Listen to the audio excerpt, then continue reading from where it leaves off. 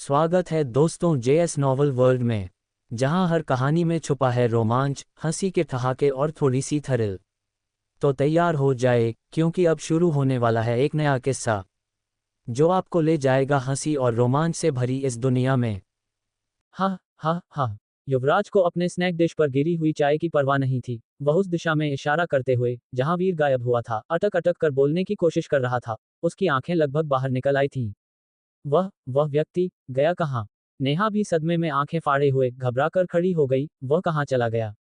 उसके बगल में रेनू स्तब्ध खड़ी थी। उसकी निगाहें तेजी से हर दिशा में घूम रही थी, अत्यंत सावधानी से। फिर भी उसे वीर का कोई निशान नहीं दिखा, एक पद चिन्ह तक नहीं।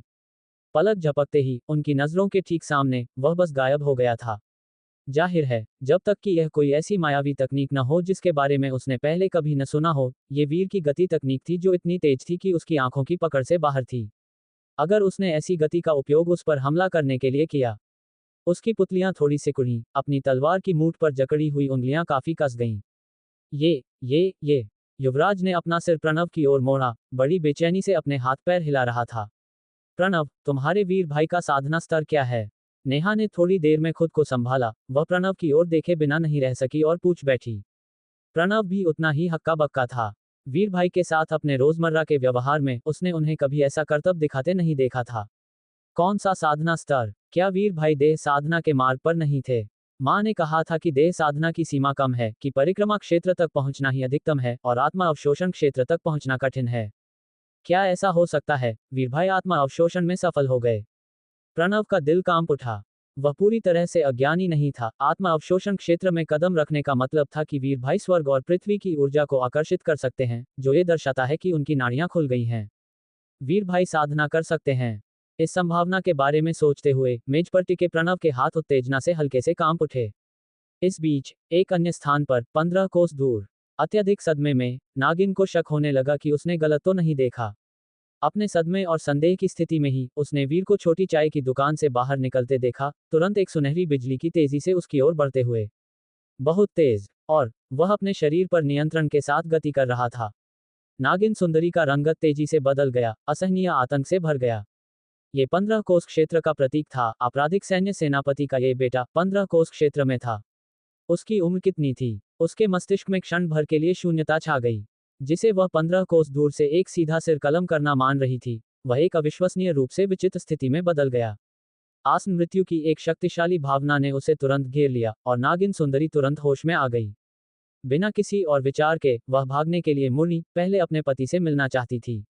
एक काली चमक, और वह हवा में उछल गई, दूरी की ओर लक्ष्य करते हुए। लेकिन इससे पहले कि वह पेड़ों की चोटी से कुछ 100 मीटर दूर जा पाती, अचानक आसमान से एक सुनहरा प्रकाश उतरा। प्रकाश से एक साफ और पतली हथेली फैली, जो नागिन सुंदरी के सिर के ऊपर दब गई और फिर उसे सीधे जमीन में दर्जनों मीटर नीचे धकेल दिया। एक धमाके के साथ जमीन पर बड़ा गड्ढा बन गया। जमीन पर नागिन सुंदरी का सिर वीर की हथेली से गड्ढे में दब गया। उसकी अभिव्यक्ति अस्त व्यस्त थी। नागिन सुंदरी भय से जड़ हो गई थी। ऐसा महसूस कर रही थी जैसे उसके सिर पर वह हथेली स्टील की बनी हो, जैसे हजार पहाड़ उस पर दबाव डाल रहे हों, जिससे वह हिल भी न सके। ये 15 कोस क्षेत्र की ताकत कैसे हो सकती थी? उसने एक तीखी दहाड़ निकाली, जैसे किसी बैल की गर्जना, जैसे बिजली। उसके शरीर से काली दानवी आभा निकल रही थी, और वह अपने असली रूप में वापस आ गई। एक विशाल और भयंकर अजगर का सिर कोहरे को तोड़ता हुआ निकला, काटने के लिए मुड़ते हुए, लेकिन अगले ही पल एक बूट जिस पर जटिल कढ़ाई वाले पैटर्न थे, दानवी कोहरे के भीतर से अजगर के सिर पर बेरहमी से पड़ा। एक धमाके के साथ इस विशाल अजगर के सिर को जमीन में दबा दिया गया। मोटी अजगर की पूंछ पीछे से झपटी। वीर ने पीछे मुड़कर देखा भी नहीं, लापरवाही से अपनी मुट्ठी पीछे की ओर घुमाई। एक गहरी धमक के साथ 1 लाख पाउंड से अधिक की शक्ति अजगर की पूंछ से टकराई, जिससे तुरंत ही उसके शल्क धंस गए और गिर गए, और पूंछ हिंसक रूप से जमीन पर पलट गई। उसके पैरों के नीचे से पशु गर्जना जैसी दर्दनाक चीखें उठी, लेकिन ऐसा लगा जैसे मुंह पूरी तरह से खुल नहीं पा रहा था, जिससे आवाज बहुत दबी हुई थी।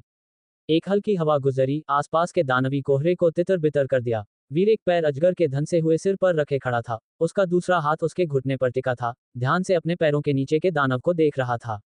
मुझ पर घात लगाकर हमला। तुम केवल मारने के लिए नहीं आए हो, तुम्हें किसने भेजा है? वीर ने अपनी आंखें सिकुड़ी, धीमी आवाज में पूछा।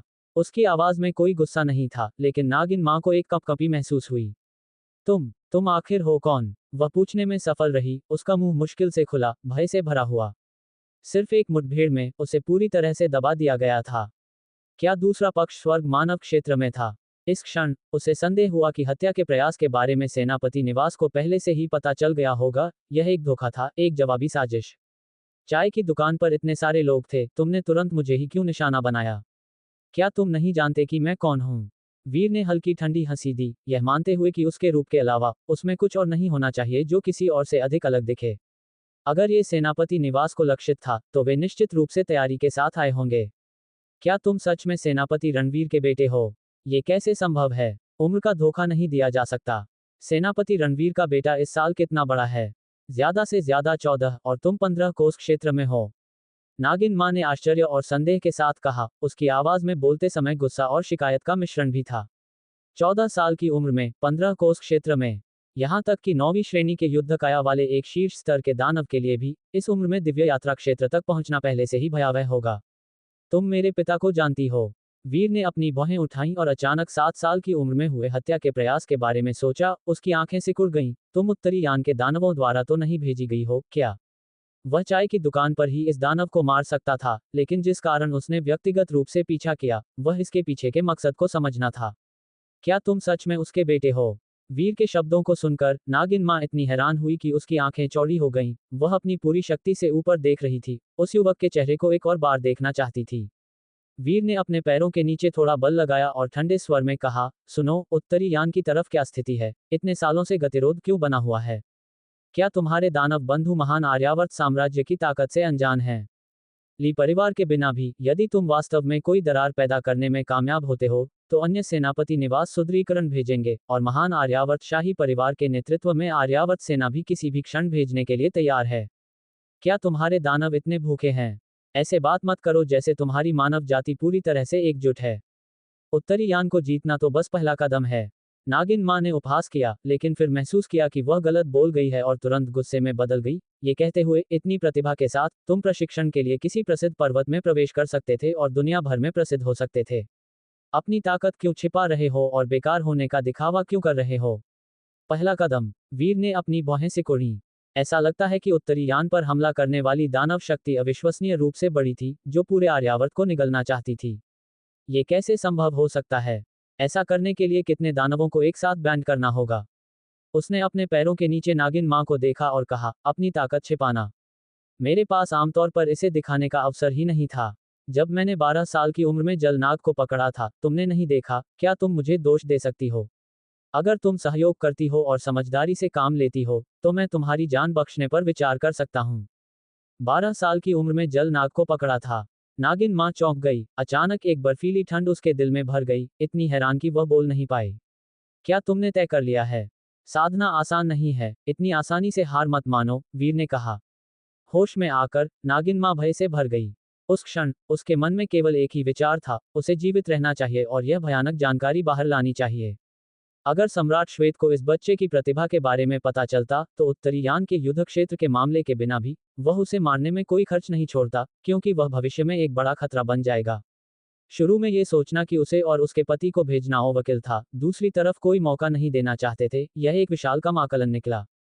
ये सेनापति निवास के संरक्षण का कम आकलन नहीं था, बल्कि शिकार का ही कम आकलन था। ये देखकर कि नागिन ने कोई जवाब नहीं दिया, वीर ने खुद से बुदबुदाया, ठीक है, तो क्या तुम मरना चाहती हो? मुझे जलनाग का मांस खाए हुए बहुत समय हो गया है, और आज मैं तुम्हारे जलनाग जिगर का उपयोग करूंगा। मुझे आश्चर्य है कि क्या यह मोटा और स्वादिष्ट है। नागिन माँ की पुतलियां सिकुड़ गईं, जैसे उसके सिर के ऊपर कोई दानव फुसफुसा रहा हो। ये तो केवल दानव ही इंसानों को खाते थे, ये युवक वास्तव में एक दानव को खाना चाहता था, और उसके आंतरिक कोर के लिए नहीं, बल्कि उसके जिगर के स्वाद के लिए। पति, मुझे बचाओ। जैसे ही वीर अपनी चाल चलने वाला था, नागिन माँ ने बेतहाशा चिल्लाया। वीर रुका, एक और। उसके दिल में सावधानी बढ़ी, और उसकी दिव्य आत्मा उसके सिर के ऊपर से उड़ गई, चारों ओर स्कैन करते हुए। जल्द ही उसने 30 कोस दूर एक पहाड़ी पर एक भयंकर लड़ाई शुरू होते हुए देखा। एक विशाल और हट्टा-कट्टा अजगर 2 लोगों से लड़ रहा था। वीर ने अजगर से लड़ रहे 2 लोगों को बहुत पहले ही देख लिया था, क्योंकि वे सड़क पर उसका पीछा कर रहे थे। उनमें से एक सेवक फौजी था, लेकिन उसने दूसरे को नहीं पहचाना, जो सेनापति निवास से नहीं था। उसने अनुमान लगाया कि वह रेणु द्वारा भेजा गया कोई व्यक्ति होना चाहिए। इस समय उनकी लड़ाई भयानक रूप से खतरनाक थी। सेवक फौजी पहले ही घायल हो चुका था और केवल किनारे से सहायता कर सकता था। मैं तुम्हारी शल्क उधार लूंगा। वीर की आंखों में एक हत्या का इरादा चमका, क्योंकि वह अजगर मां के सिर के ऊपर से एक शल्क तोड़ने के लिए नीचे झुका, अचानक उसे फेंका और उसे काली रोशनी की एक लकीर में बदल दिया जो तुरंत आसमान में गायब हो गई। नागिन मां ने सदमे में देखा और फिर आतंक से घबरा गई। तुम क्या कर रहे हो? 30 कोस दूर लड़ाई में लगे दोनों पीछे धकेले जा रहे थे। सेवक फौजी का चेहरा पीला पड़ गया था, क्योंकि उसे उम्मीद नहीं थी कि यहाँ 15 कोस क्षेत्र का एक महान दानव मिलेगा। केवल दिव्य यात्रा क्षेत्र की साधना के साथ उसके लिए भागना मुश्किल था, लेकिन सौभाग्य से 15 कोस क्षेत्र का कोई व्यक्ति उसकी मदद कर रहा था। हालांकि स्थिति बहुत गंभीर लग रही थी। उसने पहले जो संकट संकेत भेजा था वह महान दानव द्वारा भस्म कर दिया गया था, जिससे वे बाहर निकलने का दूसरा रास्ता तलाश रहे थे। अजगर ने क्रूरता से दहाड़ा, नीचे झपटने और उस हटे कट्टे आदमी को फाड़ने के लिए तैयार था जिसे उसने पहाड़ी के ऊपर से नीचे गिराया था। तभी अचानक हवा में भेदी आवाज आई। अजगर चौंक कर मुड़ा। उसकी पुतलियों ने एक काली शल्क को देखा जो तेजी से बड़ी हो रही थी। एक पॉप के साथ यह एक भयानक गति के साथ आंख की पुतली को छेद गया, जिसे टालना असंभव था। फिर खोपड़ी के भीतर तेजी से हिल गया, सभी मस्तिष्क ऊतकों को नष्ट कर दिया। अजगर ने हिंसक रूप से खून उगला, उसकी दूसरी आंख में अविश्वास स्पष्ट था। उसने काली रोशनी को अपनी बहन की शल्क के रूप में पहचाना, लेकिन कैसे? एक गड़गड़ाहट के साथ अजगर जमीन पर गिर गया, उसकी जीवन शक्ति तेजी से फीकी पड़ रही थी। एक अकेली शल्क ने 30 कोस दूर एक अजगर को मार डाला। क्या? सेवक फौजी, जो अभी मदद के लिए आगे बढ़ने वाला था, अजगर को अचानक नीचे गिरते देखकर हक्का बक्का रह गया। तुरंत बाद उसने जल्दी से चारों ओर देखा। उसने उस क्षणिक काली रोशनी को देखा और महसूस किया कि बाहर से सहायता मिली थी। उसने चारों ओर गश्त करने के लिए दिव्य यात्रा का उपयोग किया। अतुल्य दिव्य शोधन कौशल के साथ कोई भी 18 मील तक दिव्य यात्रा कर सकता था।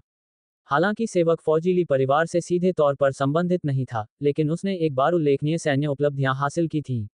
लितियान गैंग की सहायता के साथ वह ली परिवार से एक अतुल्य दिव्य शोधन कौशल प्राप्त करने में कामयाब रहा था, जिसने उसे दिव्य यात्रा क्षेत्र के भीतर भी एक दुर्जय व्यक्ति बना दिया था। अब उसकी निगरानी में 18 मील के भीतर सब कुछ उसके लिए पूरी तरह से दिखाई दे रहा था, फिर भी उसे किसी का कोई निशान नहीं दिखा। इस क्षण हट्टा कट्टा आदमी भी प्रतिक्रिया व्यक्त कर चुका था। उसकी रंगत नाटकीय रूप से बदल गई थी। उसने तुरंत उस मजबूत उपस्थिति की तलाश की जिसने उसकी सहायता की थी, लेकिन किसी को न पाकर उसने महसूस किया कि उस व्यक्ति ने खुद को छुपा लिया था और अपनी पहचान प्रकट नहीं करना चाहता था। वह गहराई से झुक गया और कृतज्ञता में हाथ जोड़ लिए। मैं अपनी सहायता के लिए वरिष्ठ का धन्यवाद करता हूँ। मुझे उम्मीद है कि वरिष्ठ एक नाम छोड़ेंगे, ताकि वीफन भविष्य में इस जीवन रक्षक कृपा का बदला चुका सके। आवाज 15 मील तक गई। एक लंबे समय के बाद अभी भी कोई जवाब नहीं आया। वीफन थोड़ा हताश होकर मुस्कुराए बिना नहीं रह सका, ये सोचकर कि जो वरिष्ठ एक ही वार में जलनाग को मार सकते थे, वे शायद उनके आभार की परवाह नहीं करेंगे। उसके दिल में थोड़ा पछतावा महसूस हुए बिना नहीं रह सका। उसने अपना सिर सेवक फौजी की ओर मोड़ा और पूछा, क्या वह वरिष्ठ शायद आपके सेनापति निवास में से एक हैं? सेवक फौजी दंग रह गया। वह अभी भी सोच रहा था कि क्या ये दूसरे आदमी के पीछे उस महागुरु का काम था। सेनापति निवास, खुद को छोड़कर कोई और नहीं होना चाहिए, है ना? हालांकि क्या ये 4 अकादमियों में से किसी ने भेजा था? अपने दिल में संदेह के साथ वह केवल इतना कह सका, मुझे यकीन नहीं है, लेकिन चूंकि वरिष्ठ ने कार्रवाई की है, सेनापति निवास इस दया को याद रखेगा। अपने शब्दों के अंत की ओर उसने अपने चारों ओर के स्वर्ग और पृथ्वी के प्रति भी सम्मानपूर्वक सिर झुकाया। मेरे पति की आभा। 30 कोस दूर नागिन ने अचानक अपनी पुतलियां सिकुड़ी। अपने साथी की मजबूत और जबरदस्त आभा को दूर से फीका पड़ते हुए महसूस किया, जब तक कि वह अंततः पूरी तरह से गायब नहीं हो गई। उसने जल्दी से वीर की ओर देखा, लेकिन उसे संयमित देखा, जैसे उसने लापरवाही से एक कंकड़ फेंक दिया हो। इस क्षण वह ध्यान से अपने कपड़े समायोजित कर रहा था जबकि उसे देख रहा था। तुमने मेरे पति के साथ क्या किया है? नागिन ने कांपती आवाज में पूछा। तुम्हें क्या लगता है? वीर ने हल्की मुस्कान के साथ कहा, मुझे डर है कि तुम्हारा पति यहां नहीं पहुंच पाएगा। अब तुम हार मान सकती हो। अगर तुम बात करने को तैयार हो तो मैं तुम्हारी जान बख्शने पर विचार कर सकता हूं। नागिन पूरी तरह कांप उठी। वह केवल अपने पति की आभा को गायब होते हुए महसूस कर सकती थी, लेकिन वास्तव में क्या हुआ था यह नहीं जानती थी, क्योंकि दूरी बहुत दूर थी, उसकी दिव्य आत्मा की धारणा की सीमा से परे। फिर भी वीर का व्यवहार उसे अंदर से बेहद असहज महसूस करा रहा था। ठीक है, तुम जो कुछ भी जानना चाहते हो मैं तुम्हें बताऊंगी। नागिन ने एक पल के लिए संकोच किया, इससे पहले कि उसका लहजा बदल गया, आकर्षक हो गया। उसने कमजोरी और लाचारी प्रदर्शित की। वीर ने एक भान उठाई, तुरंत कहानियों में याद करते हुए कि कैसे दानव प्राणी लोगों को बहकाते और धोखा देते थे। ये दानव जातियां न केवल हिंसक थीं, बल्कि जब कमजोर होती थीं, तो दूसरों के मन को भी मोहित और भ्रमित कर सकती थीं। मुझसे चालाकी मत करो, मुझे उत्तरी यान में दानव जाति की स्थिति के बारे में बताओ और वे लगातार हमला क्यों कर रहे हैं, वीर ने ठंडे स्वर में कहा। नागिन ने नाजुक ढंग से कहा, पहले अपना पैर थोड़ा ढीला करो और मैं तुम्हें बताऊंगी। समय बर्बाद करना बंद करो, वीर ने झिड़क दिया। दानवी धुंध छट गई और नागिन वापस उस खूबसूरत महिला में बदल गई जो वह पहले थी, अब एक विलो शाखा की तरह जमीन पर पड़ी थी। उसका गाल अभी भी वीर के पैर के नीचे था, दयनीय रूप से अस्त व्यस्त दिख रही थी। फिर भी उसकी अभिव्यक्ति नर्म और आकर्षक थी, उसकी आंखें आंसू भरी होकर वीर की ओर देख रही थीं। क्या तुम महिलाओं पर दया दिखाना नहीं जानते? मुझे एक सड़े हुए सांप में कोई दिलचस्पी नहीं है, वीर ने उदासीनता से कहा। नागिन सुंदरी की आंखों में अपमान का एक निशान चमक उठा। उसे सांप कहे जाने से सबसे ज्यादा नफरत थी, लेकिन अपनी दुर्दशा से बचने के लिए उसके पास अपने अभिमान को निगलने के अलावा कोई विकल्प नहीं था। उसने कमजोर ढंग से विनती की, मुझे उत्तरी यान के मामलों के बारे में ज्यादा नहीं पता। क्या तुम हमारी बातचीत को और अधिक आरामदायक बनाने के लिए अपनी पकड़ थोड़ी ढीली कर सकते हो? धीरे धीरे उसकी हथेली वीर के बूट्स को छू गई, उसकी पैंट की टांगों पर सहलाते हुए। अपने नीचे से उकसाहट महसूस करते हुए वीर ने ठंडे स्वर में कहा, मैं तुमसे काफी प्रभावित हूं, तुम्हारे पति के अभी अभी मर जाने पर भी बेवफाई के बारे में सोच रही हो। नागिन सुंदरी चौंक गई, उसकी आंखें चौड़ी हो गईं क्योंकि उसने वीर को अविश्वास से देखा। क्या क्या कहा तुमने? मेरे पति? वह वीर की आंखों में उदासीनता देखकर उसके दिल को ऐसा लगा जैसे उस पर हथौड़ा मारा गया हो। अपने पति की तेजी से कम होती आभा और जो शल्कें गोली की तरह निकली थीं। उसकी आंखें तुरंत लाल हो गईं, उसके चेहरे पर की भेद्यता गायब हो गई क्योंकि उसने वीर को क्रूरता और पागलपन के साथ देखा। तुमने मेरे पति को मार डाला, मैं तुम्हें मार डालूंगी। मैंने तुम्हें जीने का मौका दिया, इसे बर्बाद मत करो, वीर ने कहा। उत्तरी यान के बारे में जानना चाहते हो? तुम केवल सपना देख सकते हो। नागिन सुंदरी पागल लग रही थी और उसने एक दहाड़ लगाई, मेरी दानव जाति ने शपथ ली है, हम कभी भी पवित्र महल को धोखा नहीं देंगे। तुम कभी कुछ नहीं सीखोगे, मरने जाओ, मैं तुम्हें मार डालूंगी। उसने अपने पंजे खोलकर वीर पर झपटा, यहां तक कि उसके बूट्स को काटने की कोशिश की, और उसका शरीर एक बार फिर लुढ़का, अपने असली अजगर के रूप में बदल गया। वीर ने थोड़ा भौहें सिकुड़ी, आश्चर्यचकित था कि उसके पति की मौत की खबर इतनी हिंसक प्रतिक्रिया को भड़काएगी। क्या ऐसा हो सकता है कि दानवों में भी सच्ची भावनाएं होती हैं? जैसे ही अजगर पागलपन में मरोड़ रहा था, वीर ने एक बार फिर उसे वश में करने के लिए उसके सिर पर दबाव डाला। हालांकि नागिन सुंदरी ने सभी कारण खो दिए थे, लगातार दहाड़ रही थी और चारों ओर घूम रही थी। ये देखकर वीर के पास उसे विदा करने के अलावा कोई विकल्प नहीं था। अजगर के सिर पर एक कुचलने वाले वार के साथ तीखी चीखें अचानक समाप्त हो गईं। वीर ने अपने हाथों से खून झाड़ा, अजगर की ऐंठन भरी पूंछ पर एक नजर डाली और धीरे से आह भरी। उसे उम्मीद नहीं थी कि इतनी कोशिश के बाद उसे कुछ भी सीखने को नहीं मिलेगा। तथाकथित पवित्र महल और उत्तरी यान दानव जाति के आर्यावर्त पर आक्रमण की साजिश के बारे में उसके पिता, जिन्हें उसने एक दशक से अधिक समय से नहीं देखा था, शायद उससे ज्यादा जानते थे। सिर हिलाते हुए वीर अब और नहीं रुका। उसने एक कदम उठाया और आधिकारिक सड़क के बाहर चाय की दुकान पर लौट आया। जो लोग उसका पीछा कर रहे थे, जैसे सेवक फौजी, उन्हें शायद नागिन का शव मिल जाएगा और वे उसका ध्यान रखेंगे। चाय की दुकान के बाहर आधिकारिक सड़क के उस पार से वीर को चुपचाप चलते हुए देखकर सभी चौंक गए। युवराज डर से उछल पड़ा। प्रणव रुका, उत्साह से जल्दी से वीर के पास पहुंचा और उसके सीने के पास फुसफुसाया, वीर, क्या तुम आत्मा अवशोषण क्षेत्र में प्रवेश कर गए हो? वीर थोड़ा हैरान था, तुरंत कारण समझ गया और मुस्कुराते हुए सिर हिलाया। आत्मा अवशोषण? उसने उसे बहुत पहले ही पूरा कर लिया था। सच में? प्रणव की आंखें अत्यधिक उत्साह में चौड़ी हो गईं। उसकी आंखों में उत्साह देखकर वीर ने मुस्कुराते हुए उसके कंधे पर थपथपाया, यह एक छोटी सी बात है, ज्यादा कुछ नहीं। क्या तुम सबने भरपेट खा लिया है? प्रणव वीर के आकस्मिक तरीके का आदी हो चुका था, उसने इसे एक तुच्छ मामला नहीं माना और उत्साह से फुसफुसाया, अगर हमारी माँ को पता चला कि तुमने आत्मा अवशोषण हासिल कर लिया है, तो वह बहुत खुश होंगी। हम अपनी महान और गरिमामयी माँ के बारे में सोचते हुए वीर का दिल अनायास ही गंभीर सम्मान से भर गया। इन वर्षों में केवल उनकी माँ ही थी जिन्होंने उसके साथ लगातार अच्छा व्यवहार किया था। समय एक व्यक्ति के चरित्र को प्रकट करता है। जब पहली बार इस नई दुनिया के अभिजात वर्ग के माहौल के अनुकूल हो रहा था, वह मानवीय प्रकृति के बारे में बोला था, जिसका फायदा उठाया गया था। अब एक लंबे समय के बाद वह परिवार में प्रत्येक महारानी के सच्चे स्वभाव को समझ गया था।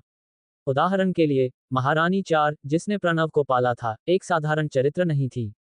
वह बस निःसंतान थी और हवेली में बेहद लो प्रोफाइल थी, कोमल और दयालु दिखती थी। वीर, तुम कहाँ गए थे? वीर को देखकर नेहा ने उत्सुकता से पूछा। एक दानव से सामना हुआ, उसे निपटा दिया, वीर ने मुस्कुराते हुए जवाब दिया। उसका कुछ भी कहने का इरादा नहीं था, लेकिन ये देखते हुए कि वे जल्द ही दानवों का शिकार करने के लिए की राज्य जा रहे थे, उन्हें पहले से थोड़ा तनाव महसूस कराना अच्छा हो सकता है, ताकि बाद में बहुत सहज होकर अपने जीवन को जोखिम में डालने से रोका जा सके। एक दानव समूह दंग रह गया। रेनू वीर की ओर देख रही थी, उसके बयान की सच्चाई का आकलन करने की कोशिश कर रही थी। चाय की दुकान पर बूढ़े व्यक्ति ने अपना आश्चर्य व्यक्त किया। युवा नायक, तुमने कहा कि एक दानव था। वीर ने बूढ़े व्यक्ति से कहा, मालिक, अंधेरा हो रहा है। तुम्हें भी अपना सामान पैक करके जल्दी घर चले जाना चाहिए। सच में? क्या सच में कोई दानव था? बूढ़े व्यक्ति ने पूछा, उसकी जिज्ञासा भड़क उठी। वीर हंसा, लेकिन साथ ही उसने धीरे से आह भरी। उसे नहीं पता था कि उसने क्यों आह भरी। आगे विस्तार से बताए बिना, एक बार जब उसने देखा कि सभी ने खाना पीना समाप्त कर लिया है, तो उसने उन्हें अपने घोड़ों पर सवार होने और रवाना होने के लिए बुलाया। लाल रक्त घोड़े पर जैसे ही वे रास्ते में यात्रा कर रहे थे, युवराज और नेहा वीर के प्रति फिर से गर्म होते दिखे, इसलिए वे अधिक ढीठ हो गए और पूछताछ की कि क्या वह वास्तव में आत्मा अवशोषण क्षेत्र तक पहुंच गए हैं।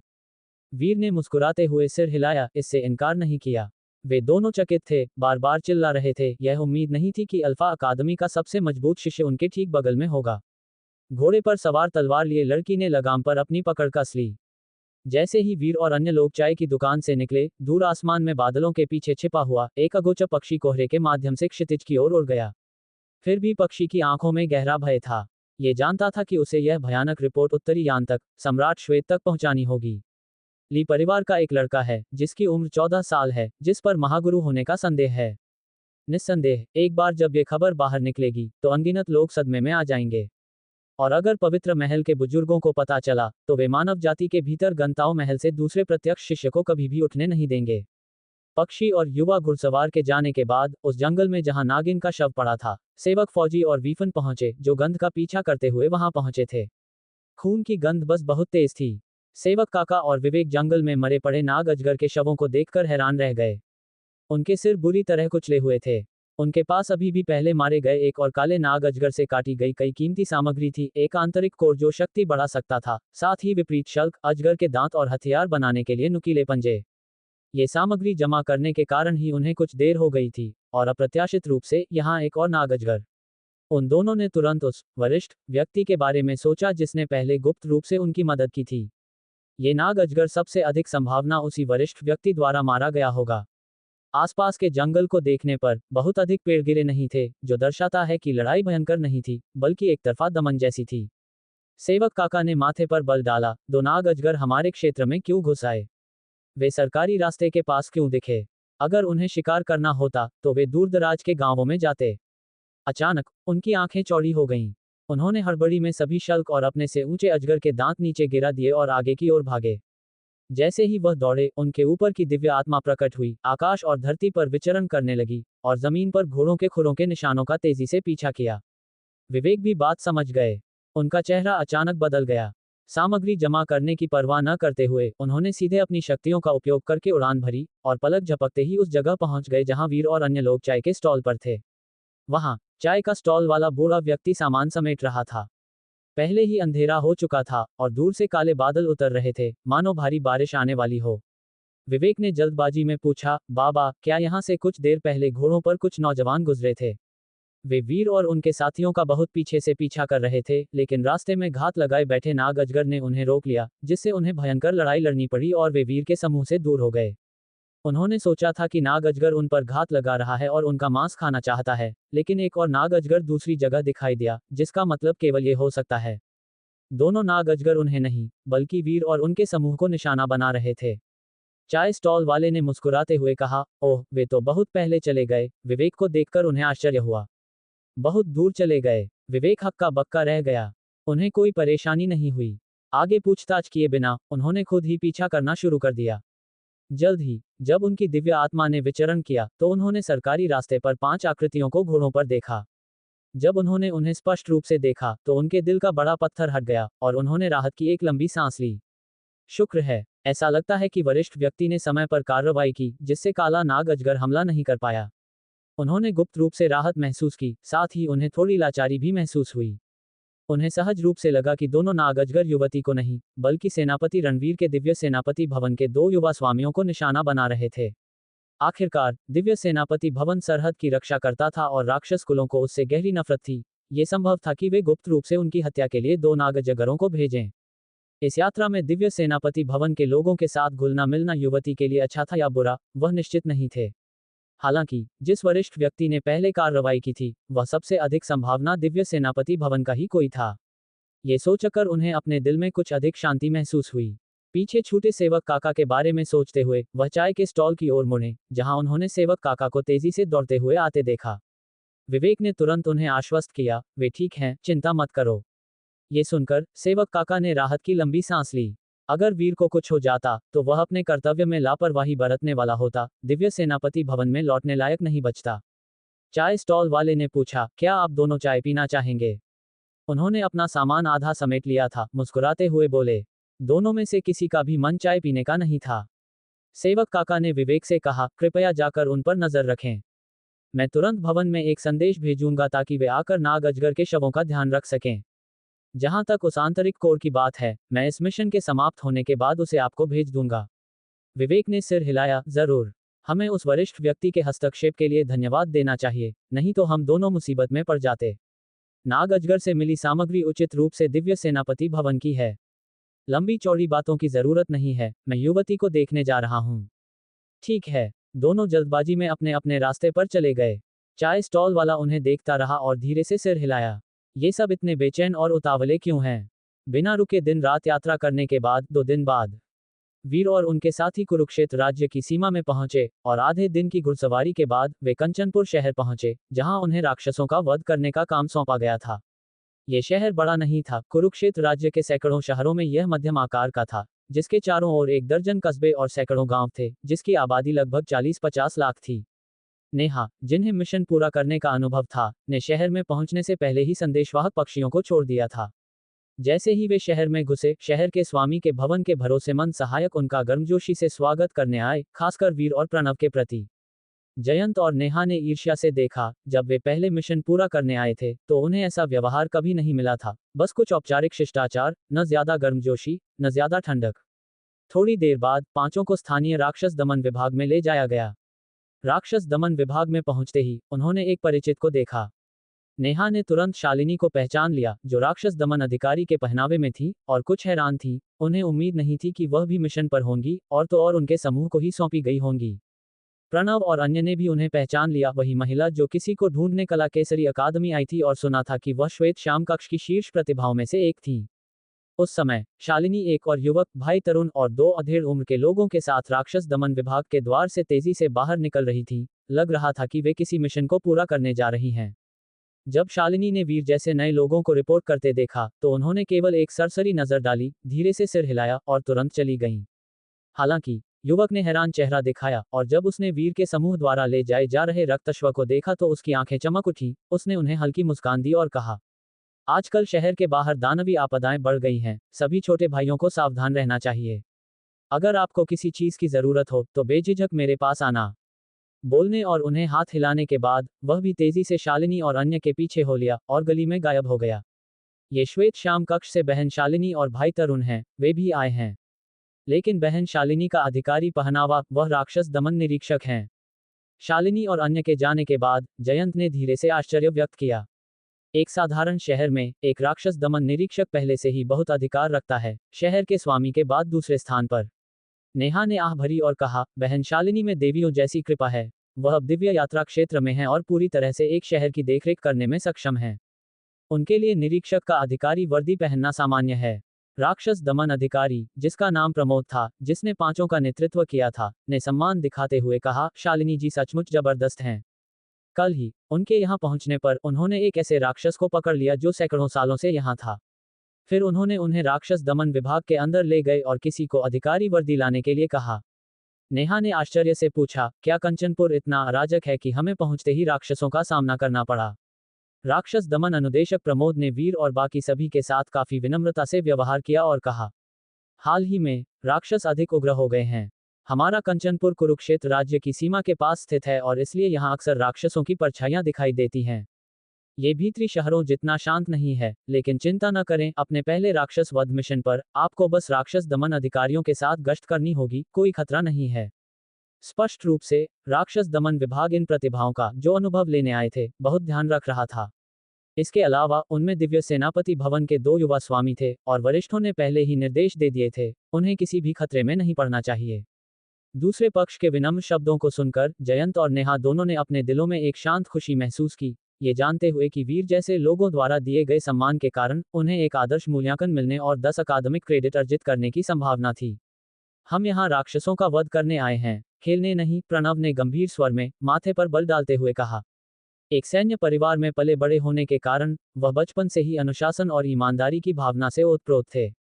रिया, जो बोलने ही वाली थी, ने हैरानी का एक निशान दिखाया। प्रणव को देखा और फिर वीर को देखा, उनकी आंखों में एक ध्यान देने योग्य बदलाव आया। वीर ने चायखाने में जो शब्द कहे थे उन्हें याद करते हुए और अब प्रणव की टिप्पणी सुनकर दिव्य सेनापति भवन के लोगों के बारे में उनकी समझ पूरी तरह से बदल गई थी। जयंत और नेहा स्तब्ध रह गए, एक दूसरे को देखकर और गुप्त रूप से कड़वाहट से मुस्कुराते हुए शर्म और शर्मिंदगी का मिश्रण महसूस कर रहे थे। प्रमोद ने उम्मीद नहीं की थी कि उनकी खुशामद उल्टी पड़ जाएगी। वास्तव में इन शक्तिशाली परिवारों के वंशजों को खुश करना मुश्किल था। राक्षसों का वध करने दें। क्या आपको लगता है कि मुझे चिंता है कि आप थक जाएंगे? मैं अपनी खुद की पदवी बचाने की कोशिश कर रहा हूं। अगर वीर और अन्य को नुकसान पहुंचता है तो कौन जानता है कि दिव्य सेनापति भवन अपना गुस्सा किस पर उतारेगा। जबकि यह राक्षस दमन विभाग को प्रभावित नहीं कर सकता है। विभाग के भीतर छोटे लोगों को, जिनकी कोई पृष्ठभूमि नहीं है, निशाना बनाना चींटियों को कुचलने से अलग नहीं होगा। वास्तव में दिव्य सेनापति भवन के लोग अपनी लौह रक्त भावना के लिए प्रशंसनीय हैं। मैं, प्रमोद, बहुत सम्मान करता हूं। हालांकि उनके दिल में कटाक्ष था, फिर भी प्रमोद ने प्रशंसा में अंगूठा उठाया, मानो प्रणव के शब्दों से सचमुच प्रभावित हुए हों। इससे युवक के चेहरे पर अनजाने में एक हल्की मुस्कान और गर्व की भावना आ गई। उसे अपनी ईमानदारी पर गर्व था। इन अनुभवी अधिकारियों के व्यवहार को देखकर वीर जानता था कि प्रणव के शब्द व्यर्थ गए थे, लेकिन वह दूसरों को चापलूसी के लिए दोष नहीं दे सकता था। आखिरकार उनकी पदवी अत्यधिक डराने वाली थी। उनके लिए राक्षसों का वध करना प्रसिद्धि कमाने का एक तरीका था, लेकिन इन लोगों के लिए यह आजीविका का साधन हो सकता था। यह एक कर्तव्य और जीवन का एक तरीका दोनों था। जल्द ही अधिकारी वर्दियों के 5 सेट वितरित किए गए। आस्तीन के पैटर्न और लकड़ी के टैग को देखते हुए उन्हें प्रदान की गई वर्दियां सभी राक्षस दमन अधिकारियों के लिए थीं। राक्षस दमन विभाग में शक्ति मार्ग क्षेत्र में रहने वाले लोग राक्षस दमन प्रशिक्षु होंगे, जो उद्यान क्षेत्र के चिकित्सक राक्षस दमन अधिकारी के रूप में सेवा कर सकते थे, जबकि आत्मा उत्तराधिकार क्षेत्र में रहने वाले लोग राक्षस दमन अनुदेशक होंगे। उससे ऊपर निरीक्षक स्तर था, वही पद शालिनी की वर्दी दर्शाता था, एक उच्च पद। वीर ने प्रमोद से कहा, कृपया आप, वरिष्ठ, हमें पूरे क्षेत्र में हाल ही में राक्षसों के दिखने की पूरी रिपोर्ट प्रदान करने का कष्ट करें। क्या आप अब वीर के पहले मिशन की शुरुआत देखना चाहेंगे? राक्षस दमन में नियुक्त कुलदीप ने कहा, केवल उन्हीं राक्षस दमनकर्ताओं को ही पूरे क्षेत्र की खुफिया जानकारी मिल सकती है।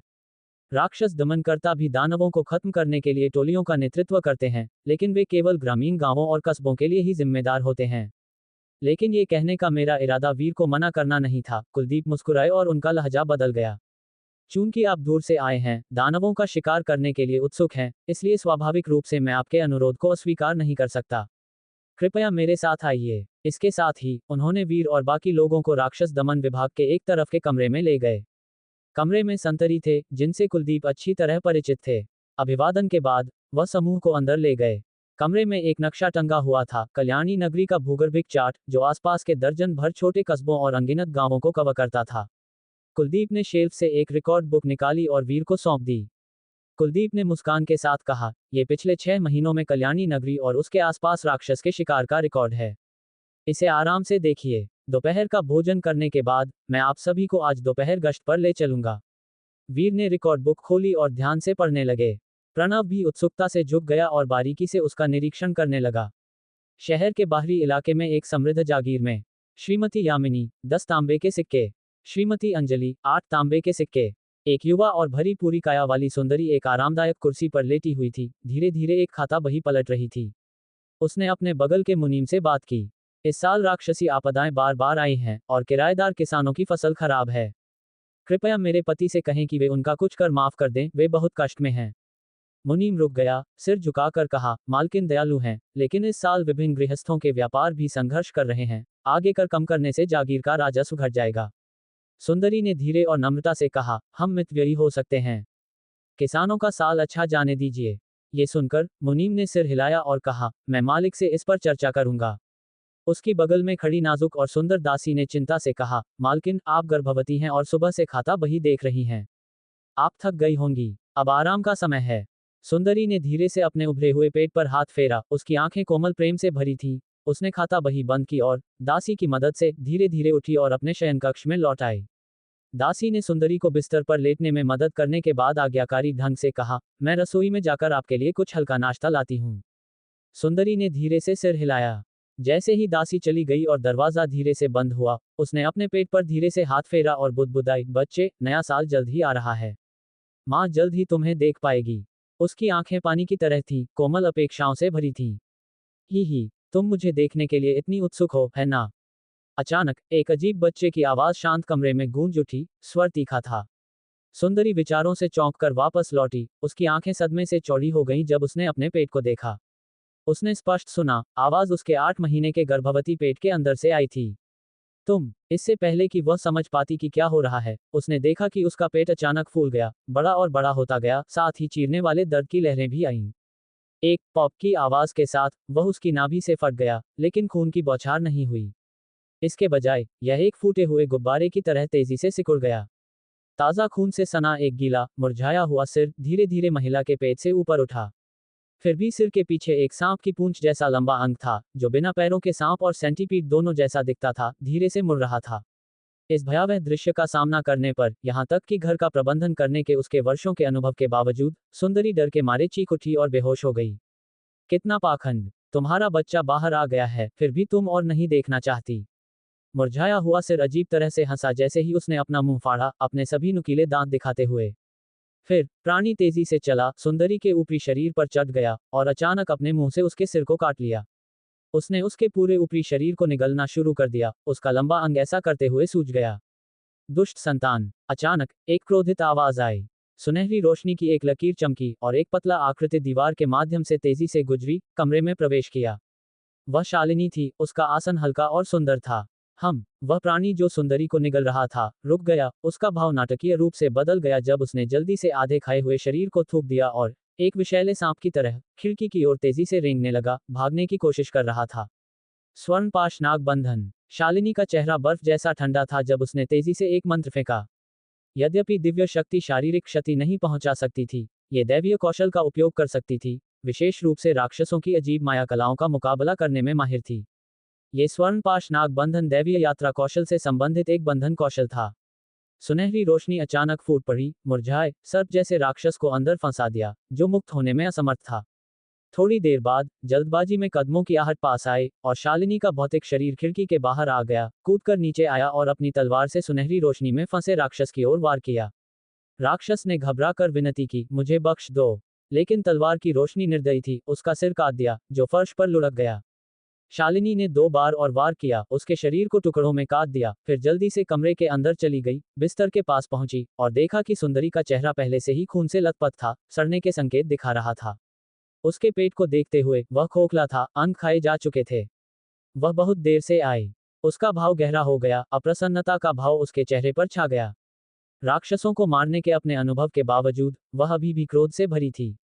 इस समय जागीर के सभी नौकर और दासियां, घर के मालिक, अपने 40वें वर्ष में एक मध्यम आयु वर्ग के व्यापारी के साथ भाग कर आए। शालिनी ने तुरंत अपने साथ आए लोगों को कमरे को सील करने का आदेश दिया ताकि साधारण लोग अंदर न देख सकें। आप राक्षस दमन विभाग से हैं? घर के मालिक ने, हालांकि ज्ञानी और अनुभवी थे, तनुज पर आधिकारिक वर्दी को एक नजर में पहचान लिया। उनका चेहरा नाटकीय रूप से बदल गया जब उन्होंने जल्दी से पूछा, लीना को क्या हुआ? लीना को क्या हुआ है? तनुज, श्याम कक्ष के शिष्य, शालिनी की इस मामले में सहायता करने के मिशन पर थे। उन्होंने पहले ही अंदर का दुखद दृश्य देख लिया था और एक गंभीर आवाज में बोले, अंदर एक राक्षस है, कृपया पास न आए। मालिक ने कहा, मेरे घर में एक राक्षस कैसे हो सकता है? क्या आपको यकीन है कि आप गलती नहीं कर रहे हैं? मुझे लीना को देखने दो। मालिक ने अपने दांत भींचते हुए तनुज के खिलाफ धक्का दिया। शालिनी एक दरवाजे के पीछे से उभरी, उसकी लंबी तलवार पहले ही म्यान में थी।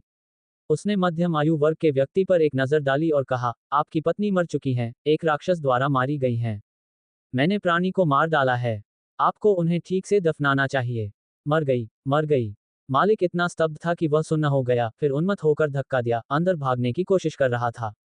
तनुज, एक साधारण व्यक्ति पर बल का प्रयोग करने के लिए अनिच्छुक था, केवल उसे रोकने की पूरी कोशिश कर सकता था। ये देखकर शालिनी ने थोड़ा सिर हिलाया, उसे एक तरफ हटने का इशारा किया। आखिरकार उसे उसे देखना था, अभी भी अंतिम संस्कार की व्यवस्था करनी थी। मध्यम आयु वर्ग का व्यक्ति कमरे में घुस गया और तुरंत भयानक दृश्य देखा। एक पल में वह बिजली से मारा गया, मौके पर ही जड़ खड़ा हो गया। शालिनी ने तनुज को निर्देश दिया, तुम यहाँ रुककर बाद का काम संभालो। मुझे नगर रक्षक से मिलना है। ठीक है, तनुज सहमत हो गया। इससे पहले कि शालिनी जा पाती, मध्यम आयु वर्ग के व्यक्ति ने अचानक उसकी बांह पकड़ ली। उसकी आंखें गुस्से से लाल थीं और उस पर दहाड़ा। क्यों? तुम पहले क्यों नहीं आई? क्यों? मुझे मेरी लीना वापस दो, मुझे मेरी लीना वापस दो। शालिनी का भाव थोड़ा बदल गया। सहज रूप से वह संघर्ष करके मुक्त हो गई, अपनी बांह फेंक दी और उस आदमी को जमीन पर गिरा दिया। वह आदमी धड़ाम से बैठ गया और उसने हंगामा करना जारी नहीं रखा। इसके बजाय वह टूट गया लग रहा था, अपना सिर पकड़ लिया और गहरे से सकने लगा। उसने कहा था कि यह पहली बार था जब वह मां बन रही थी। उसने बच्चे का नाम भी चुन लिया था। क्यों? लीना के साथ ऐसा क्यों किया? हे भगवान, तुम इतने अन्यायपूर्ण हो। उसका विलाप पूरे आंगन में गूंज उठा। बाहर दरवाजे पर रोके गए सभी नौकरों और दासियों के कानों तक पहुंचा, जिससे हर कोई गहराई से हिल गया। शालिनी के दिल में अपराध बोध की एक झलक गुजर गई जब उसने अब लगभग विक्षिप्त मध्यम आयु वर्ग के व्यक्ति को देखा। ये जानते हुए कि इस समय उसकी कोई भी बात सुनी नहीं जाएगी, उसने बस अपनी तलवार पर अपनी पकड़ कस ली, कुछ नहीं कहा और जल्दी से जाने के लिए मुड़ गई। वास्तव में वह तेज क्यों नहीं हो सकी? उसने अपने निचले होंठ को हल्के से काट लिया। नगर प्रमुख के महल के अंदर शालिनी तेजी से पहुंची, उसकी हरकतें फुर्तीली थीं। श्रीमान यशपाल, आप मुझसे मिलना चाहते थे। शालिनी ने कल्याणी नगरी की पूरी सुरक्षा के लिए जिम्मेदार नगर रक्षक को देखा। नगरपाल यशपाल इस साल 40वें वर्ष में सुसंस्कृत शिष्टता का माहौल बिखेरते थे। जैसे ही उन्होंने युवा महिला को अपनी ओर भागते देखा, उनकी आंखों में गहरी भावना की एक झलक गुजर गई। अपने शुरुआती 20वें वर्ष में दिव्य यात्रा के दायरे तक पहुंचना और उस अवस्था में पूर्णता के करीब होना, यही एक शीर्ष प्रतिभावान और उनके बीच का अंतर था। यशपाल ने हल्की हंसी के साथ कहा, शालिनी जी, आपने कड़ी मेहनत की है। आप कल से ही दानवों को मार रही हैं। कस्बे को आपदा से बचाने के लिए हम आपके बहुत आभारी हैं। अभी अभी निवास से आई शालिनी अच्छे मूड में नहीं थी और उन्होंने एक गंभीर भाव के साथ जवाब दिया, राक्षसों का सफाया हम जैसे मार्शल कलाकारों का कर्तव्य है, ये कुछ भी नहीं है। क्या मैं पूछ सकती हूँ, श्रीमान यशपाल, मुझसे मिलने का कारण? यशपाल लंबे समय से उच्च पदों पर रहे थे और लोगों को पढ़ने में माहिर थे, किसी ऐसे व्यक्ति के प्रति प्रशंसा की भावना महसूस की जो चापलूसी में शामिल नहीं था।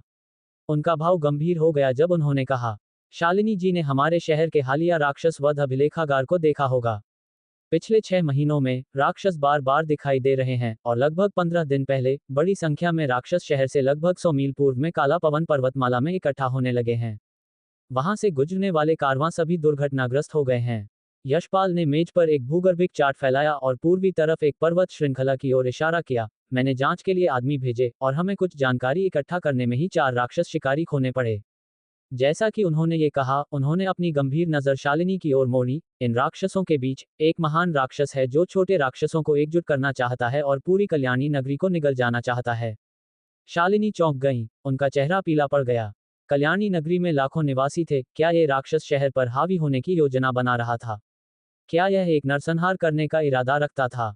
यह एक सामान्य घटना नहीं थी, यहाँ तक कि सीमा पर भी नहीं। शालिनी ने तुरंत पूछा, तो क्या आपने शर्मा परिवार को सूचित किया है? शर्मा परिवार 4 महान दिव्य जनरलों में से एक था और कि राज्य उनकी सुरक्षा के तहत बड़ा राज्य था। यशपाल ने एक फीकी मुस्कान दी और कहा, मैंने किया, लेकिन लगता है कि शर्मा परिवार वर्तमान में कहीं और एक लड़ाई में लगे हुए हैं। उन्होंने कहा कि राक्षस के वास्तव में हमला करने तक प्रतीक्षा करें और तब वे इससे निपटने के लिए किसी को भेजेंगे, हमसे छायाओं का पीछा न करने के लिए कहा। शालिनी की आंखों में गुस्से की एक झलक गुजर गई, लेकिन वह जानती थी कि दिव्य जनरल की हवेली ऐसी जगह नहीं थी जहां वह टिप्पणी कर सकती थी। अगर उन्होंने यहाँ जो शब्द कहे वे गुप्त रूप से शर्मा परिवार तक पहुंचते, तो एक कला केसरी के लिए कुछ हद तक हानिकारक हो सकता था। उन्होंने पूछा, क्या ये जानकारी सही है या गलत? यशपाल का चेहरा गंभीर हो गया और उन्होंने गंभीरता से कहा, ये सच है, बेशक।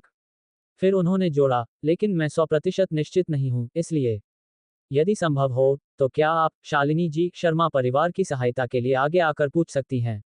शालिनी ने माथे पर बल डाला। वह इस नगर रक्षक से अच्छी तरह परिचित नहीं थी और एक मोहरे के रूप में इस्तेमाल नहीं होना चाहती थी। एक पल के लिए सोचने के बाद उन्होंने कहा, मैं केवल राज्यपाल का पद रखती हूं और उन्हें कार्रवाई के लिए प्रेरित करने में सक्षम नहीं हो सकती हूं। इसलिए मैं पहले स्थिति की जांच करूंगी। यशपाल ने उनकी प्रतिक्रिया का अनुमान लगाया, लग रहा था और सिर हिलाया। ठीक है, फिर क्या मैं आपके साथ शामिल हो जाऊं? काला पवन पर्वतमाला बहुत खतरनाक है, वहां एक महान राक्षस घात लगाए बैठा है। उसकी जरूरत नहीं होगी, मैं बस किनारे की टोह लूंगी, शालिनी ने कहा और जल्द ही उनके पास से विदा ले ली। उन्हें जाते हुए देखकर यशपाल ने लंबे समय तक देखा, आखिरकार एक लंबी आह भरी। इस बीच राक्षस दमन विभाग में वीर ने हालिया राक्षस वध रिकॉर्ड को पढ़ना अभी खत्म किया था और राक्षस गतिविधि की कुछ अन्य रिपोर्टें देखी थीं। वीर की आंखें थोड़ी संकरी हो गईं, काला पवन पर्वतमाला राक्षसों का जमावड़ा।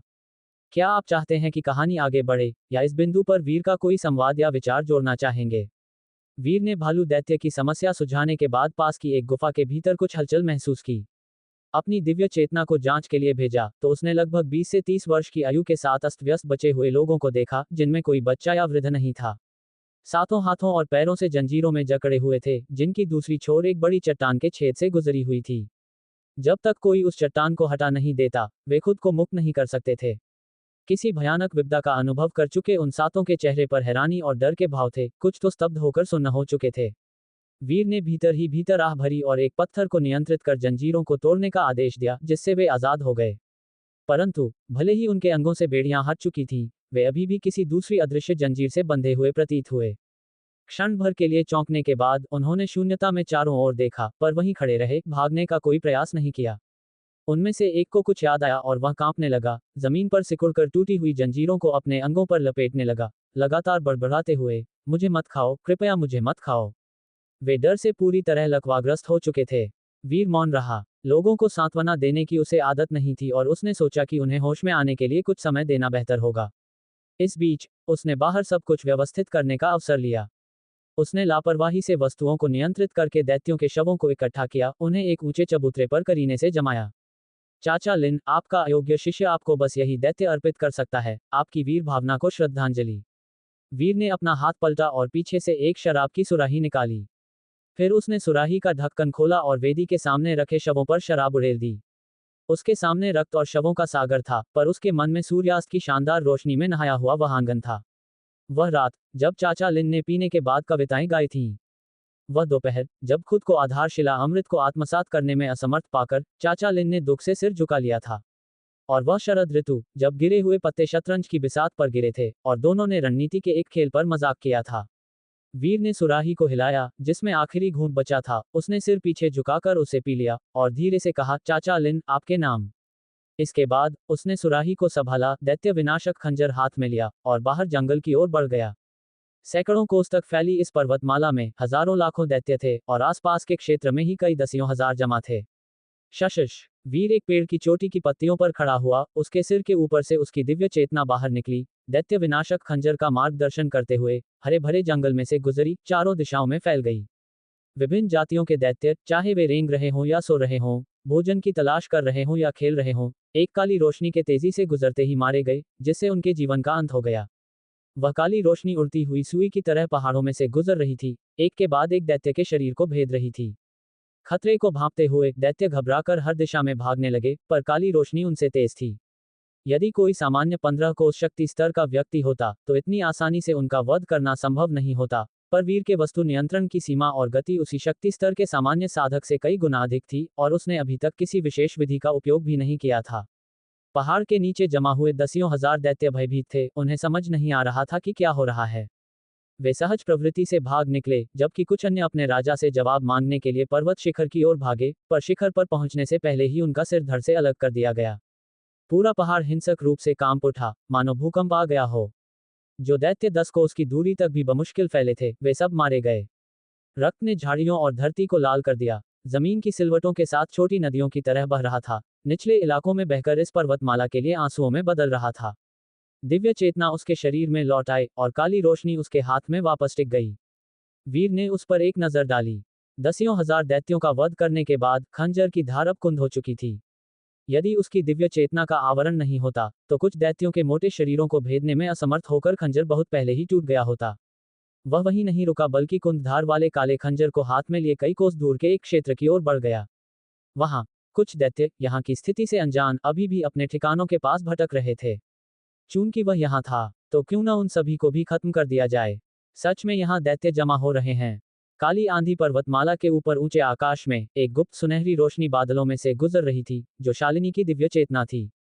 वह खुद पर्वतमाला की बाहरी सीमा के साथ छिपकर चल रही थी, जबकि उसकी दिव्य चेतना उड़ान भर रही थी, पूरे पहाड़ों की स्थिति का सर्वेक्षण कर रही थी।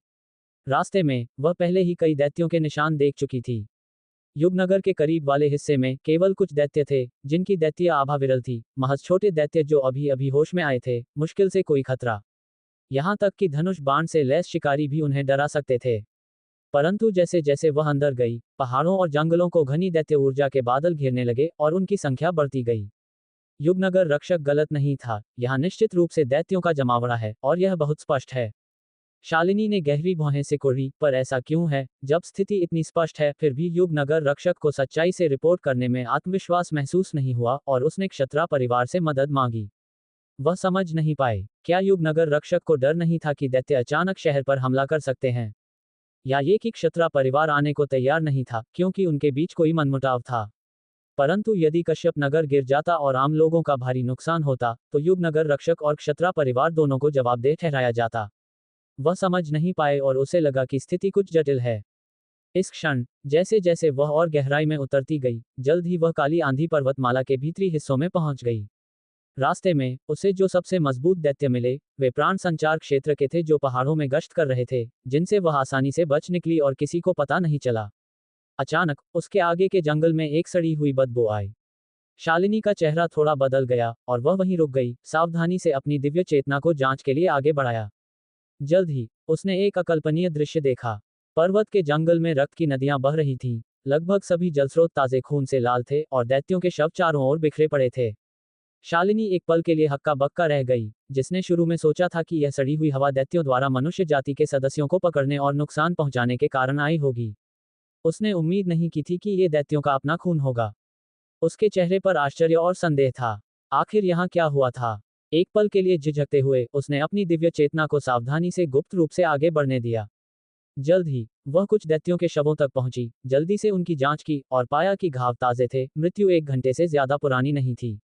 कोई दैत्यों को मार रहा था। शालिनी के मन में यह विचार आया, जिससे उसके दिल में एक झटका लगा। क्या ये दैत्य दमन विभाग का कोई और निरीक्षक हो सकता है? कश्यप नगर के दैत्य दमन विभाग में केवल एक निरीक्षक था, जो दिव्य संचार क्षेत्र में था, जिसे युगनगर रक्षक के साथ सीमा पर इस शहर की रखवाली का काम सौंपा गया था। वह एक अस्थायी अधिकारी थी, जिसे कश्यप नगर में लंबे समय तक नहीं रहना था। अपने आश्चर्य के बीच शालिनी ने अपनी दिव्य चेतना को आगे टोह लेने के लिए भेजा। अगर वह दूसरे पक्ष से मिल पाती, तो वे एक दूसरे की मदद कर सकते थे और यहाँ की स्थिति का जायजा ले सकते थे। हालांकि जैसे जैसे वह गहराई में उतरती गई, शालिनी के चेहरे पर आश्चर्य का भाव बढ़ता गया।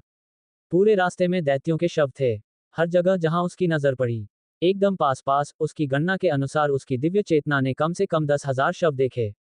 यहाँ जमा हुए दैत्यों का घनत्व निश्चित रूप से एक छोटे पैमाने की दैत्य लहर के योग्य था, परंतु जो सबसे चौंकाने वाली बात थी वह ये थी कि ये सभी दैत्य मर चुके थे। इतने सारे दैत्यों को नियंत्रित करना निश्चित रूप से किसी महादैत्य का काम होगा। परंतु वह महादैत्य कहाँ था? शालिनी की उस निरीक्षक से कभी भिड़ंत नहीं हुई थी, पर वह जो देख रही थी, उसे देखते हुए उसे संदेह था कि वह खुद ऐसा पराक्रम कर सकती है, और न ही उसके पास प्रयास करने का साहस था। जैसे ही उसकी दिव्य चेतना आगे बढ़ी, उसने और भी ज्यादा दैत्य शव देखे, पहले से भी ज्यादा। उनमें कुछ विशाल शरीर वाले थे, जिनमें परिवर्तन के संकेत दिख रहे थे, जाहिर तौर पर दिव्य संचार क्षेत्र के करीब के दैत्य थे।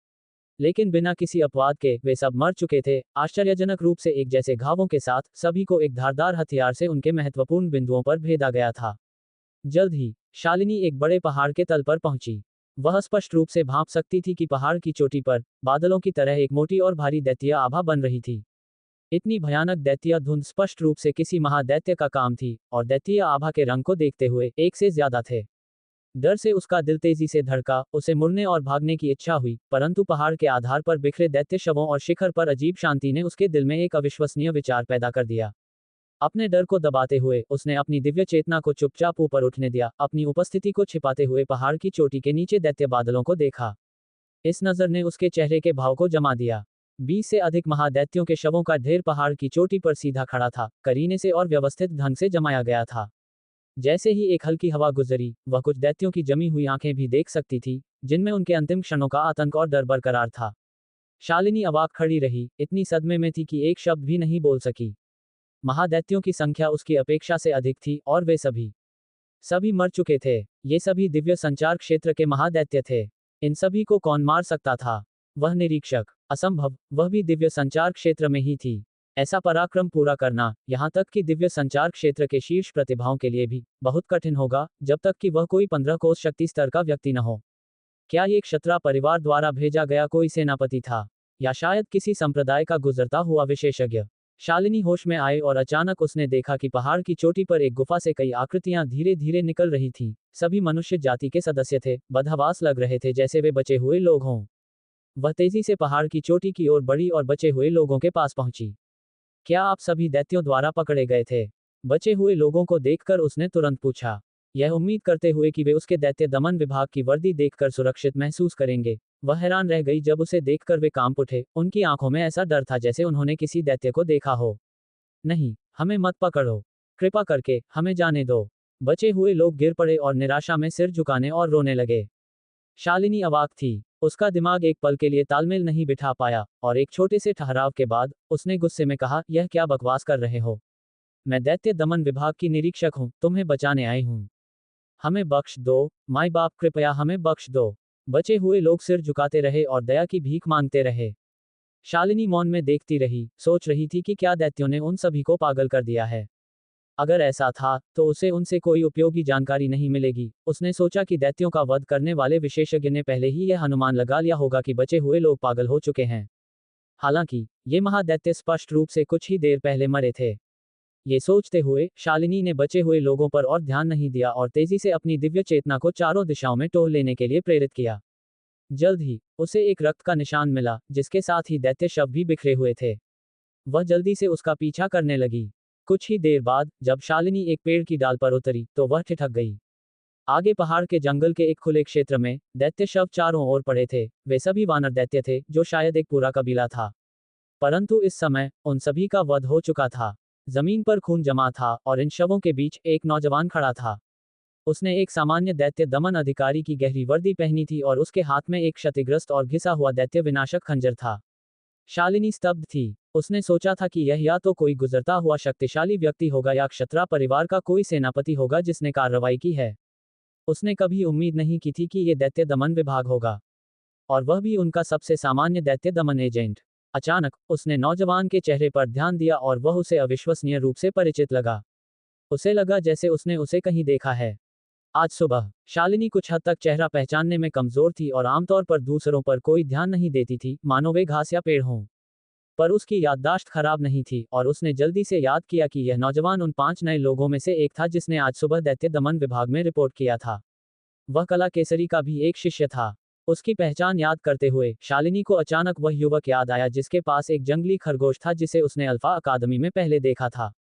ये वही व्यक्ति था जो अब उसके सामने था। बस उसने एक गहरा चोगा बदल लिया था, जिससे वह थोड़ी अनजान सी महसूस कर रही थी। उसी समय वीर ने भी पीछे से उसका पीछा कर रही महिला को देखा। उसने थोड़ा सा सिर घुमाकर देखा और उनकी आंखें एक पल में मिलीं। वीर ने ज्यादा ध्यान नहीं दिया, थोड़ा सा सिर हिलाया और दैत्य विनाशक खंजर लिए आगे बढ़ता रहा। परंतु शालिनी जैसे बिजली के झटके से लगी हो, पेड़ पर जम गई। वह झुका हुआ सिर, वह पार्श्व दृष्टि, कितनी परिचित। उस गुफा की छवियां अचानक उसके दिमाग में उमड़ पड़ी। वह क्षणिक पार्श्व दृष्टि, क्या ये वही है? शालिनी हैरान थी। क्या मोहा नदी की चुनौती को गुप्त रूप से पार करने वाला शिष्य यही व्यक्ति हो सकता है? उसे विश्वास करना मुश्किल लगा, फिर भी वानर दैत्यों के शवों को चारों ओर देखकर उसे अचानक एक एहसास हुआ और उसे यकीन हो गया कि इस बार उसने गलत नहीं देखा था। बाहरी दरबार के शिष्यों में उसके सामने खड़े व्यक्ति के अलावा मोहा नदी को और कौन पार कर सकता था? उसकी आकृति चमकी, पेड़ों की चोटियों से नीचे कूदते हुए, और वह जल्दी से वीर का पीछा करने लगी, चिल्लाई, एक पल रुको। वीर रुका, थोड़ा सा मुड़ा और उसे देखा, वरिष्ठ बहन। वरिष्ठ बहन के इस संबोधन ने अविश्वसनीय रूप से शालिनी को सुरक्षा का भाव दिया, और पूरे रास्ते उसे पकड़े हुए तनाव थोड़ा कम होता महसूस हुआ। उसने जल्दी से पूछा, क्या तुमने इन वानर दैत्यों को मारा? हालांकि उसके दिल में एक जवाब था, वह सवाल पूछने से खुद को रोक नहीं पाई। वीर थोड़ा शांत रहा। क्या इस वरिष्ठ बहन की नजर कमजोर थी? क्या वह देख नहीं सकती थी कि यहाँ कोई और नहीं था? ऐसी मौत के दृश्य पर कॉनन की जरूरत नहीं, यहाँ तक कि जैंटा भी मामले को सुलझा सकता था, है ना? वीर की आंखों से गुजरने वाले अजीब से भाव को देखकर शालिनी के गाल थोड़े लाल हो गए, यह महसूस करते हुए कि उसने शायद थोड़ा अनावश्यक सवाल पूछा था। उसने वीर के हाथ में दैत्य विनाशक खंजर को देखा, खून के धब्बे, धब्बेदार और दांतेदार धार। ये कल्पना करना मुश्किल नहीं था कि यह कितनी लड़ाइयों से गुजरा था। पहाड़ की चोटी पर महादैत्य, क्या तुमने उसे भी मारा? उसने वीर को घूरते हुए पूछा। वीर ने थोड़ा सा सिर हिलाया। वे बस दिव्य संचार क्षेत्र के और एक 15 कोस शक्ति स्तर के महादैत्य थे, जिसके बारे में ज्यादा बात करने की जरूरत नहीं थी। वीर को सिर हिलाते देख शालिनी का दिल जोर से धड़का। वह खुद को पूछने से नहीं रोक पाए, इस साल तुम्हारी उम्र कितनी है? एक नौजवान की उम्र पूछना काफी अशिष्ट है, वीर ने कहा। शालिनी लगभग चौंक गई। इन लाशों के पहाड़ों और खून के सागर के बीच उसे मजाक करने का भी मन कर रहा था। हालांकि भले ही वीर ने नहीं बताया, वह बता सकती थी कि वीर ज्यादा से ज्यादा 14 या 15 साल का था। कला केसरी की नई भर्ती की अधिकतम आयु सीमा 16 वर्ष थी। 15 या 16 साल का कोई व्यक्ति 15 कोस शक्ति स्तर पर। उसे अचानक ऐसा महसूस हुआ जैसे उसे एक भारी झटका लगा हो। वह विश्वास से परे हैरान थी। वह खुद इस क्षेत्र से बस 1 कदम, 2 कदम, 3 कदम दूर थी। वह कला केसरी की शीर्ष प्रतिभाओं में से एक थी, 9वीं श्रेणी की युद्ध देह। महागुरु क्षेत्र तक पहुंचने से पहले 9वीं श्रेणी की युद्ध देह की प्रतिभा खेती में बहुत मदद करती थी। फिर भी वह इतने बड़े अंतर से पीछे छूट रही थी। आखिरी बार जब उसने इस तरह के चौंकाने वाले प्रतिभाशाली व्यक्ति के बारे में सुना था, तो वह उसके दादा द्वारा बताए गए क्षत्रा परिवार के 9वें छोटे राजकुमार के बारे में था। परंतु वह उस समय बहुत छोटी थी कि खुद देख पाती। यह एक पौराणिक कहानी सुनने जैसा था।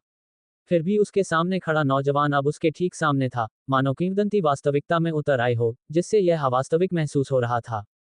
क्या तुम यहाँ अकेले हो? तुम इस जगह तक कैसे पहुंचे? शालिनी खुद को पूछने से नहीं रोक पाए। उसके गहरे चोगे को देखते हुए, जिस पर खून के कुछ ही दाग थे, जबकि उसके दैत्य विनाशक खंजर की धार पूरी तरह से अस्त व्यस्त थी। ऐसा लग रहा था जैसे वह अभी भी आसानी से दैत्यों को काट रहा था। वरिष्ठ बहन, क्या तुम एक बंदी से पूछताछ कर रही हो? वीर ने असहाय होकर कहा। शालिनी अवाक थी, उसने शायद ही कभी दूसरों में इतनी गहन रुचि ली हो, केवल खुद को झिड़कते हुए पाया। यहाँ एक दैत्य था, और चूंकि मैं फ्री थी, मैं चली आई, उसने कहा। वीर ने उसके चेहरे पर शर्मिंदगी देखी और उसका दिल थोड़ा नर्म हुआ। उसने एक स्पष्टीकरण दिया और फिर मुड़कर खंजर हाथ में लिए आगे बढ़ गया। बातचीत एक बात थी, पर काम रुक नहीं सकता था। वह हल्का सा उछला, एक पेड़ की डाल पर खड़ा हुआ, अपनी दिव्य चेतना को प्रकट किया, उसे अपने दैत्य विनाशक खंजर के चारों ओर लपेटा और आगे गश्त करने लगा।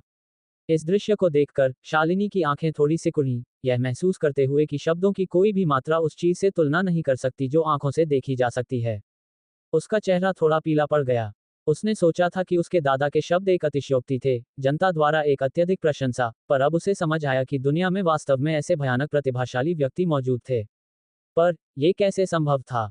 9वीं श्रेणी की युद्ध देह होने के बावजूद और एक प्रतिभागी माने जाने के बाद, क्या वह इस नौजवान की बस पीठ ही देख पाएगी?